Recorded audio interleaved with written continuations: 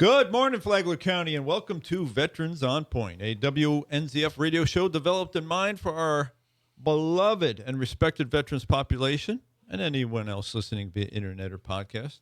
I'm your host, David Lydon, the Flagler County Veterans Services Officer, and naturally I'm here with my friend and colleague at the office and everywhere, Eric Flores. Good morning, Dave, and good morning to all our listeners out there, and hoping that everybody's doing well, enjoying this great hot weather, enjoying the beach, enjoying every day of your life, and I hope everybody's healthy. If you're lucky enough to live in Flagler County, you're lucky enough. And I was talking with Sally and I were walking around the neighborhood yesterday, and we were talking with some neighbors about how fortunate we are to live in this area. It's still peaceful. Yeah, the traffic's picking up a little bit. Yeah. You know, there's progress going on around us, but still, comparatively, if you talk about living in places like Miami or Jacksonville, or Actually, you don't have to go that far. St. Augustine. I mean, that place, that US 1 in the afternoon, like 5 o'clock, 4:30, that's mayhem. Oh, yeah, It's bad. Well, we're still fortunate. We're still small, here. yeah. Yep. Though they are trying to pack another 8,000 houses out there in the western part of the county. Yes, so I read that. I think things will definitely change if that happens. So as you see, we have a guest in the studio today, and that is Charlie Hayes. He's a Major United States Army retired. Good morning, Charlie. Good morning. Good morning. Good Happy morning, to be Charlie. here. Glad to see you guys. Charlie is a member of many service organizations here in Flagler County, including the Sons of the American Revolution. He's a lover of history, and he's going to be with us the second half of the program to tell us about a historic event. And but Charlie, you know, as we go along, just chime in where you see fit, okay? Okie doke. All right, so Eric and I are your Flagler County Veteran Services officers at 1769 East Moody Boulevard in Bunnell. Our phone number is 386-313-4014. We're there to help you with your VA claims, both veterans and family members, normally surviving spouses. But we're there to help you with other things, too. Can be your retirement paperwork or survivor's benefit plan paperwork with the widows, and much more. All kinds of VA stuff with the health care information and burial information and education information, home loan information, so forth. So give us a call. Make sure you have an appointment. That would greatly help us out. Make sure we stay on schedule with all of our guests and clients. We have a song of the week this week, of course, is we're going to do the Star Spangled Banner again. This is the first time I've heard this version. I mean, you've been around longer than I, Charlie. Have you heard of Sandy Patty? Negative. She's So that was before your time too, Charlie? No, Yeah, she's no. not. She's probably Charlie's age. Right. But she's So she's young. yeah, she's younger than Billy Jones. Yeah. Really? You heard that one? Yeah. But Sandy does a remarkable rendition of the Star Spangled Banner. She did it before. The version I have here is before. I think it's in Washington D.C. I think there's presidents and Congress people, and I saw Jesse Jackson in the audience. So all kinds of famous people in the audience, and it's I got it off of YouTube, but it's in 1987. So stick around towards the end of the program to hear that version. If you want to nominate a Veteran of the Week to be in the Palm Coast Observer, get a hold of Brent Warrenoff at Brent at observerlocalnews.com. Massage by Natalie and Company. I saw a Facebook ad for that recently. So, Charlie, if you ever have any achy, breaky bones and muscles, Massage by Natalie, she's Company. She's at 386-227-740 or 7499. That's 386-227-7499. With the address is 4871 Palm Coast Parkway Northwest, Suite number 1 in Palm Coast. Give her a call. Yeah. Good information. Yes. All right. Can't forget our League of Loyal listeners. And, of course, Billy Jones is the leader. You know Billy Jones, Sure of course. enough. Good morning, Billy. Hey, Bill. And, Billy's at the top. He still gives me his feedback, and I appreciate that, Billy. And then we have Navy Master Chief Dan, his wife Kay Cairns, who are up in San Cyr, Good morning, shipmates. and our Marine pal Jeff Kingdon. Jeff. He's forever listening, providing email feedback, and we see Jeff on a regular basis anyway. He's our woodworker pal, and he's been out there helping Billy too, Billy Jones. And so thank you, Jeff. And I saw Talking Tom this morning. Yes. Talking Tom was in. And best to him and Eileen. Charlie Hanger and his wife Jenny are listeners. And then we got Valerie and Dennis and Sharon and Bill and Shane, Howard and Valerie and William and Holly, some Keith and Jim, Stephen, a bunch of Jameses like James the Mailmaid and James T. Miller, James the firefighter. We got Bicycle Frank. And we've got Frankie Sr. and Frankie Jr. Yeah. Morning, guys. And we got Don, Delmer, Michael, the Gallaghers, and Bill, Rudolph, Thomas, Leon, David and Mrs. Martin, Mr. Holt, and did I say James the Mailmaid? Yeah. Yeah, James the Mailmaid. Oh, you better. So otherwise, He checked in recently. Yeah, he did. He wanted to express his condolences for the loss of Jonelle Jones. So Right. thank you for calling in there, James. All right, so we've got our legal loyal listeners in, and we do have our history buff here, Charlie. So, Charlie, we've been doing a President of the Week for the last, now we're on our 18th week, so you know who the 18th President of the United States was. Rutherford B. No, he's 19. Anyway, it's Ulysses S. Grant, Okay. 18th President of the United States. Sir, You almost a winner. Yeah, right. No, well, Hayes, I promote that all the time. So from 1869 to 1877, he's best known for his Civil War heroics, but lesser-known facets of his life reveal a complex, fascinating figure. Born Hiram Ulysses Grant in 1822 in Point Pleasant, Ohio, his name was mistakenly recorded as Ulysses S. Grant at West Point due to a clerical error, a change he embraced. Before his military fame, Grant struggled financially, working as a clerk in his father's leather store and even selling firewood on St. Louis streets. His resilience shone through despite these hardships. During the Mexican-American War, Grant displayed early bravery, earning praise for bold maneuvers like riding through enemy fire to deliver critical messages, yet he later criticized the war as unjust, revealing his moral introspection. As a general, he was nicknamed Unconditional Surrender after his 1862 victory at Fort Donelson, but few know how he disliked the nickname, feeling it overstated his approach. Grant's presidency is often overshadowed by corruption scandals like the Whiskey Ring, yet he was personally honest and worked to reform the civil service, appointing the first Civil Service Commission to curb patronage. He also championed Reconstruction, pushing for the 15th Amendment to secure voting rights for African Americans, and used federal troops to suppress Ku Klux Klan violence, earning praise from Frederick Douglass. Less celebrated is his love for animals.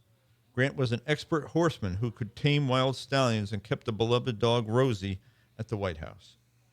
His memoirs, written while battling throat cancer and published by Mark Twain in 1885, are considered a literary masterpiece, completed just days before his death to secure his family's financial future. Grant's global tour after his presidency, from 77 to 79, that's in 1800s, made him a world celebrity, dining with Queen Victoria and meeting the Emperor of Japan, yet he returned broke, swindled by a Ponzi scheme.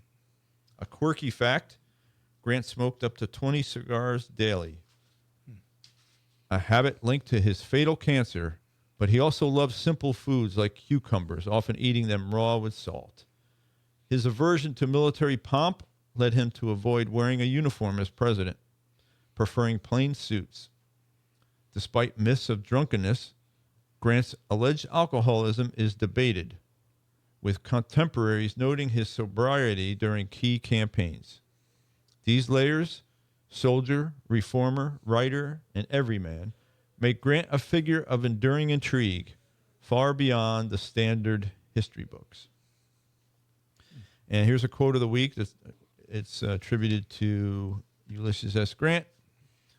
Although a soldier by profession, I have never felt any sort of fondness for war, and I have never advocated it, except as a means of peace. And that's from a speech that he made in London during his world tour in 1877. So that's our 18th president, Ulysses S. Grant, who maybe most of you kids will only know from the $50 bill, right? Yeah. Yep. All right. What do you think about that, Charlie? What do you think? How's he rate up there with your presidents? Sounds like he was right down the middle.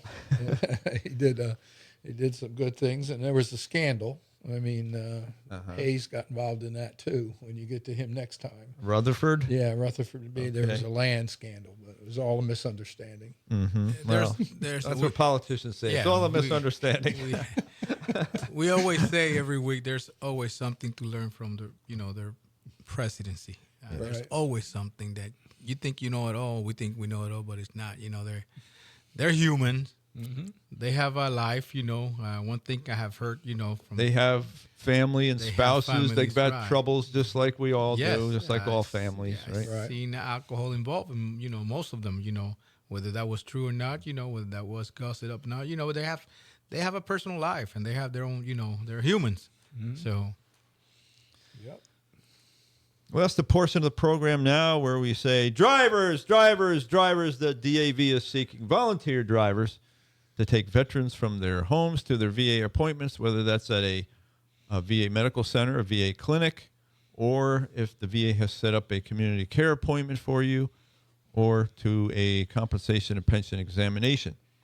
You can contact the local DAV Chapter 86 at 386-439-2122 to find out, well, number one, to utilize the free transportation and also find out how to be a volunteer.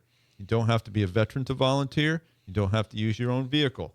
The DAV has VA vehicles for that purpose, and but you do have to be insurable, and it's not something that you need to do every day.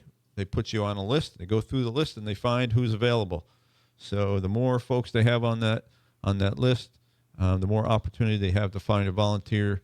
And in fact, my friend Billy Jones, at this moment, is on his way to an appointment with the DAV. great. Driving him there. So. They do provide a great service. And, we get customers all the time when they first show up in the office asking if there's anything to do. How can I volunteer? And, that's the first thing that comes out of my mouth. Hopefully they do it. That's the only thing I can say. I hope that they do volunteer because they need it.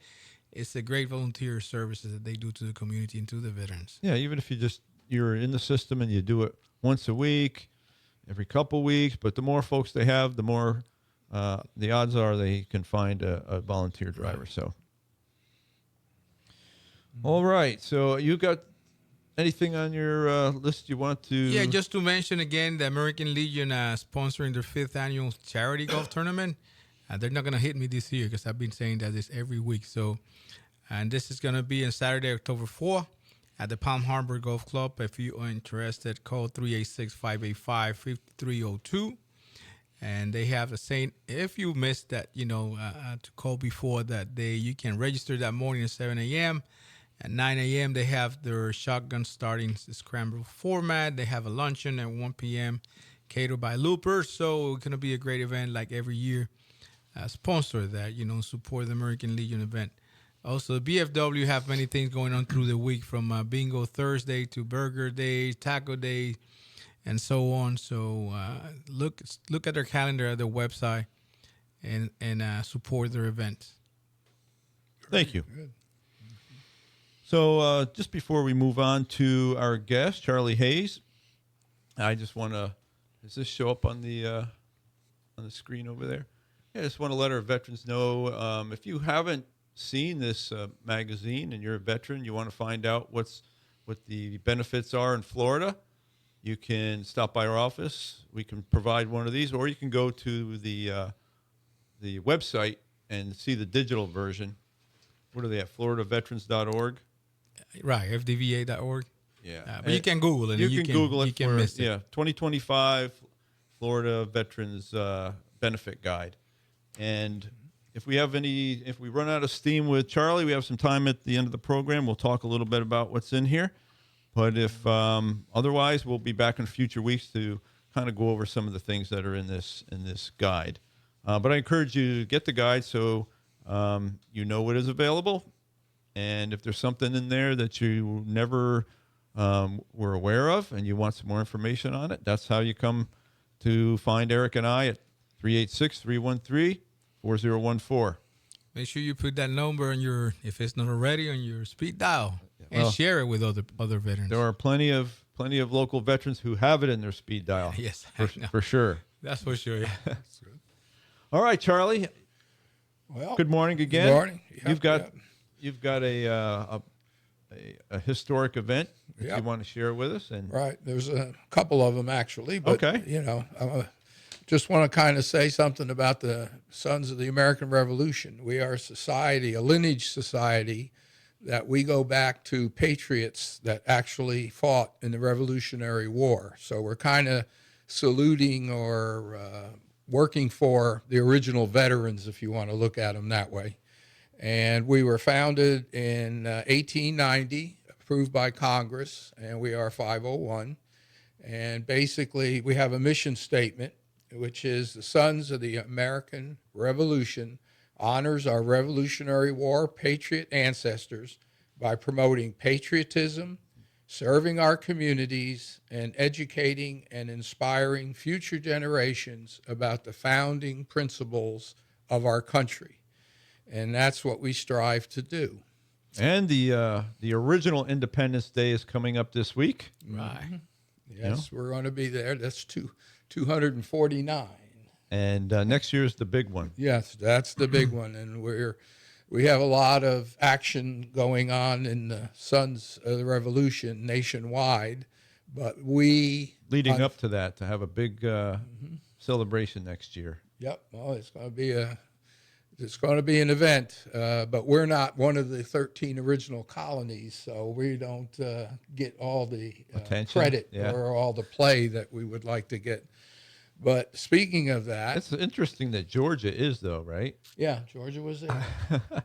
Well, Florida, there was a problem because there's actually two Floridas, East Florida and West Florida. Out the Panhandle And was part. Spanish had one, they had the West, Mm-hmm.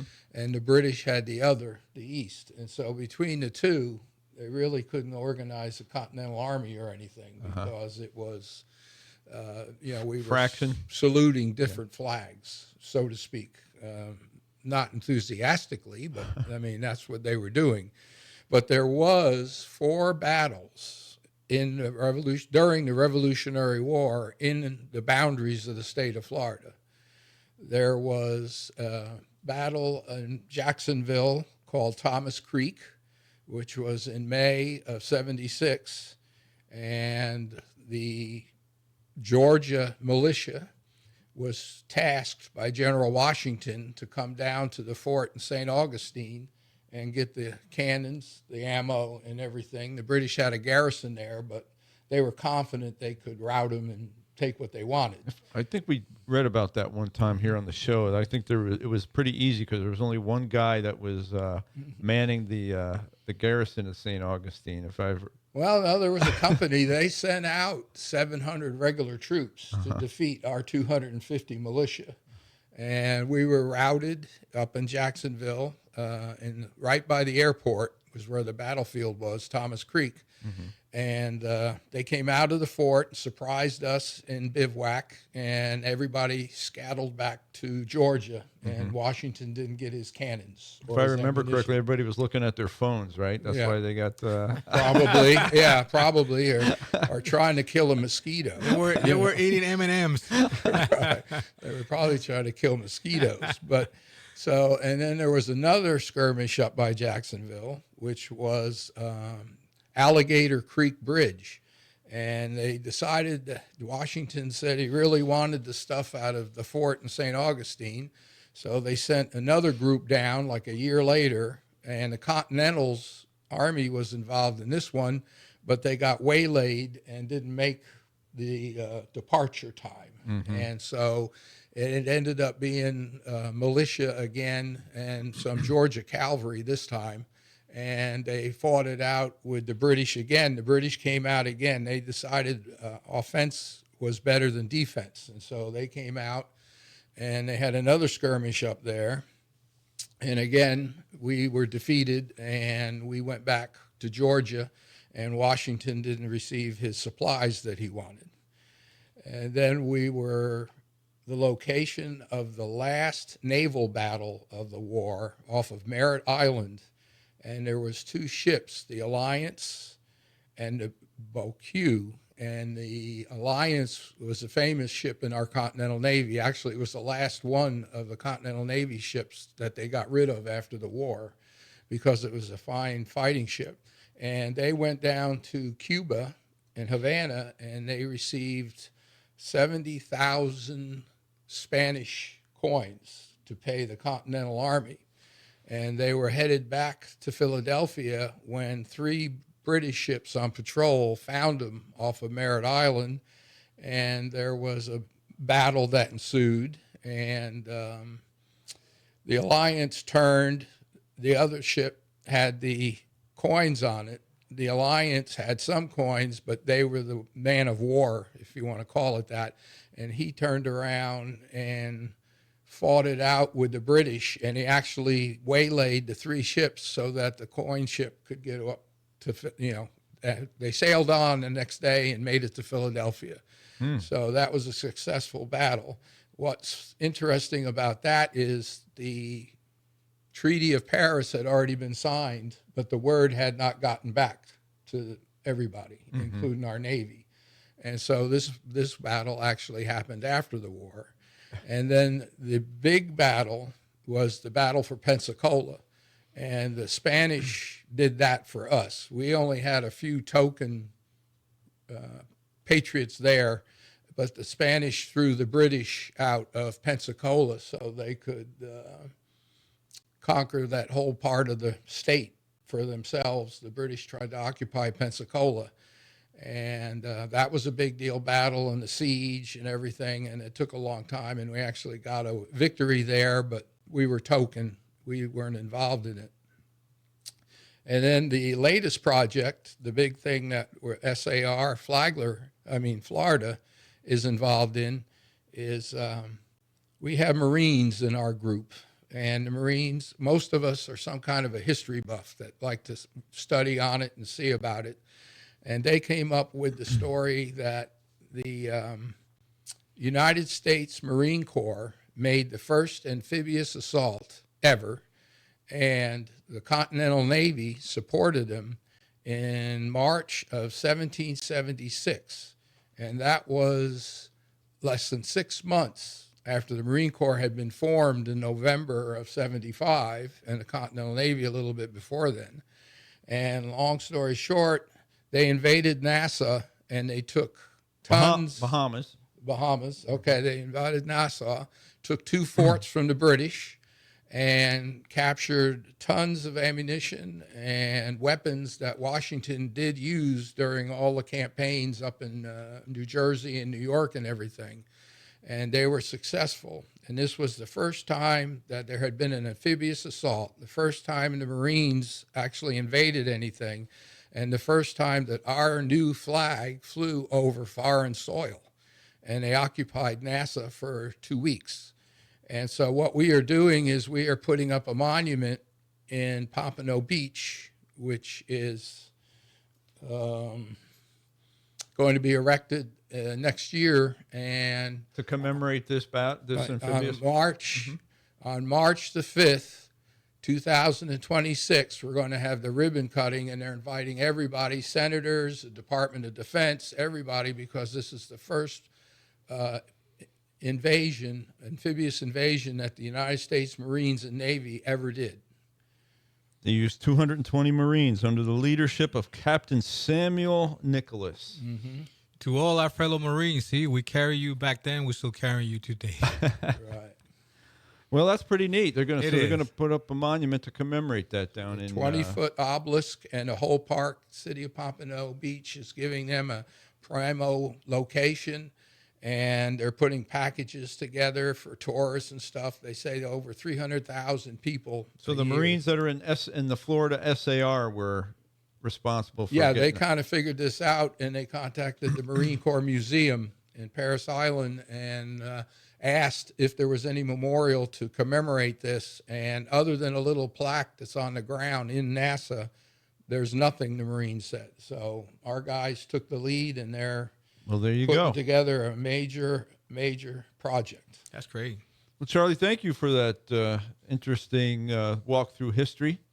We're down to our final minute, so I got to let you know that no country, no state, and no community does more for veterans than the United States of America, the great and free state of Florida, the wonderful Flagler County, the lovely city of Palm Coast, and all of our beautiful beach cities. I implore you to be a victor, not a victim. Be educated and not indoctrinated. And most importantly, be kind to someone today, or many someones. And Charlie, any final thoughts from you? Thank you for having me. And thanks, Charlie. Thanks Thank for you, being Charlie. Thank you to all our listeners and our audience watching on YouTube now. here. Any way to contact SAR for folks out there that might want more information? Anyone that wants more information can use my email. It's King Hayes, KingHaze at AOL.com, and I will be happy to respond and give you the information about the SAR or the memorial, which we're still in the fundraising process on. Well, thanks, Charlie. Thank you, Charlie. Thanks for listening, everybody. Have a good week. We'll be back with you next week. Bye-bye.